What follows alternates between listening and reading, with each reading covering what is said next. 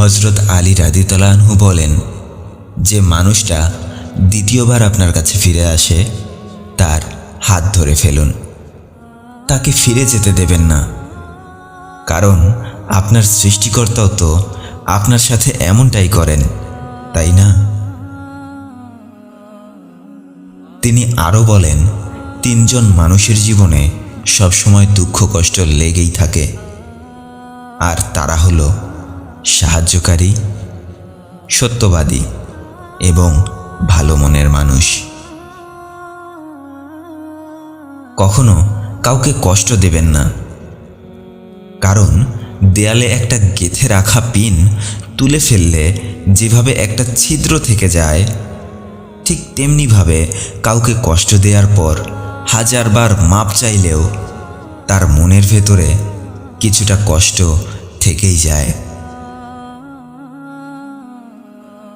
মানুষের ব্যবহারে এবং মানুষের কথায় কখনো কষ্ট পাবেন না, কারণ এই পৃথিবীতে কেউ দেখবে না আপনি কার জন্য কি কি করেছেন।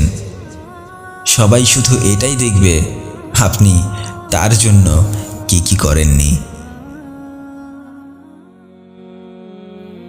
হযরত আলী রাদিয়াল্লাহু আনহু বলেন, যখন কেউ একজন একদম নীরব হয়ে যায়, কোনো কথা বলে না, এমনকি নিজের উপরে হওয়া অন্যায়ের বিরুদ্ধেও আর কোনো কথা বলে না, তখন বুঝে নিও সেই মানুষটা তার নিজের বুকের ভেতরে অনেক কিছুর কবর দিয়ে দিয়েছে। সবাই ওই ধরনের মানুষকে দেখে ভয় পায় যারা সব সময় প্রতিশোধ নিতে চায়, অথচ ভয় তো তাদেরকে পাওয়া উচিত যারা কখনো প্রতিশোধ নেয় না।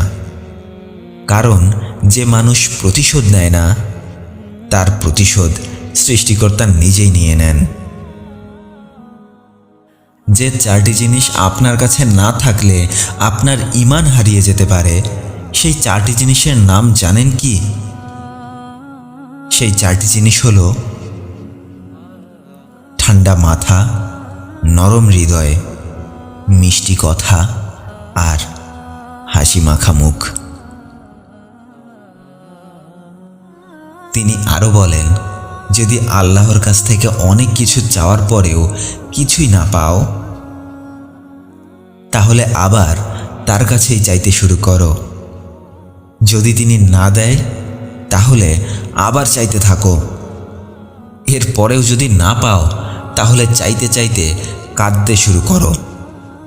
কারণ তোমার আল্লাহ দেবেন, অবশ্যই দেবেন, তিনিই দেবেন, তিনি ছাড়া আর কেউ দেয় না।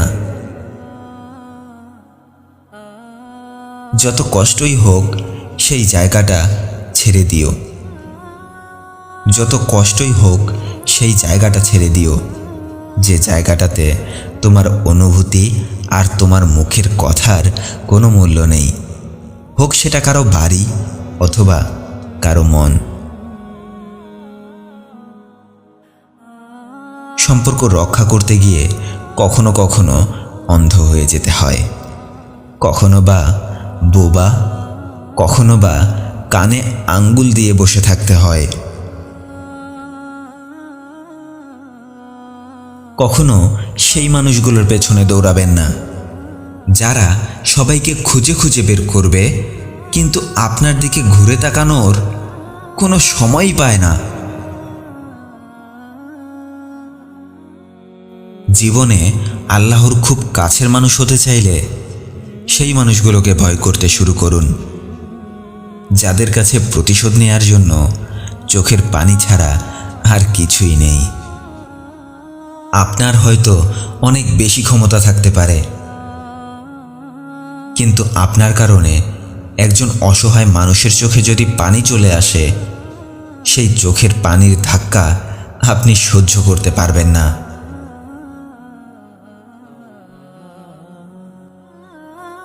এই পৃথিবীর কোনো একটা মানুষ, যে মানুষটা সব সময় তোমার ভালো চায়, সেই মানুষটা যদি হঠাৎ উদাস হয়ে যায়, তাহলে বুঝে নিও এটাই তোমার জীবনের সবথেকে বড় চিন্তার বিষয়। হযরত আলী রাদিয়াল্লাহু আনহু আরও বলেন, বন্ধুদের সাথে লবণের মতো সম্পর্ক রক্ষা করুন, কারণ খাবারে লবণ থাকলে সেটা কখনো চোখে পড়ে না, কিন্তু খাবারে যদি লবণ না থাকে তাহলে সেই খাবার খাওয়া যায় না। তিনি বলেন, নিজের খুশির জন্য অন্য কারো খুশি নষ্ট করে দিও না, কারণ তোমার সেই খুশির কোনো মূল্য নেই যে খুশি অর্জন করতে গিয়ে অন্যের জীবন নষ্ট হয়ে যায়। কারো সাথে বন্ধুত্ব করার আগে তার সততা যাচাই করে নিন, কারণ একজন অসৎ ব্যক্তির সাথে বন্ধুত্ব করার মানে হলো নিজেকে অপদস্থ করা। যে মানুষ আল্লাহকে ভয় পায় না, কাল সে আপনাকে আঘাত করতে গিয়েও দ্বিতীয়বার চিন্তা করার সময়টাই পাবে না। তিনি আরও বলেন, কাউকে ভালোবাসার আগে নিজের বুকের ভেতরে একটা কবরস্থান বানিয়ে ফেলুন, যাতে করে তার ছোট ছোট ভুলগুলোকে বুকের ভেতর দাফন করে দিতে পারেন। এই পৃথিবীটা 2 দিনের, একটা দিন তোমার পক্ষে থাকবে আর একটা দিন তোমার বিপক্ষে থাকবে। যে দিনটা তোমার পক্ষে থাকবে সেই দিনে অহংকার এবং দাম্ভিকতার মাঝে হারিয়ে যেও না, আর যে দিনটা তোমার বিপক্ষে থাকবে সেই দিনটাতে একটু ধৈর্য ধারণ করে এগিয়ে যেতে থাকো। তবুও জীবনে যাই হোক না কেন কখনো থেমে যেও না। খুব বেশি কিছু ভেবো না, সময় একদিন তোমাকে সব কিছু বুঝিয়ে দিয়ে যাবে। তুমি কাকে কাকে কি ভাবতে আর কার কার মনে কি কি লুকিয়ে থাকে তুমি একদিন সব কিছু বুঝে যাবে। একজন এসে হযরত আলী রাদিয়াল্লাহু আনহুকে প্রশ্ন করলেন, আমি যেই কাজটাই শুরু করি না কেন সেই কাজটাতেই ব্যর্থ হয়ে যাই। আচ্ছা, আমার জীবনের এই সময়টা কি এতটাই দুর্বল?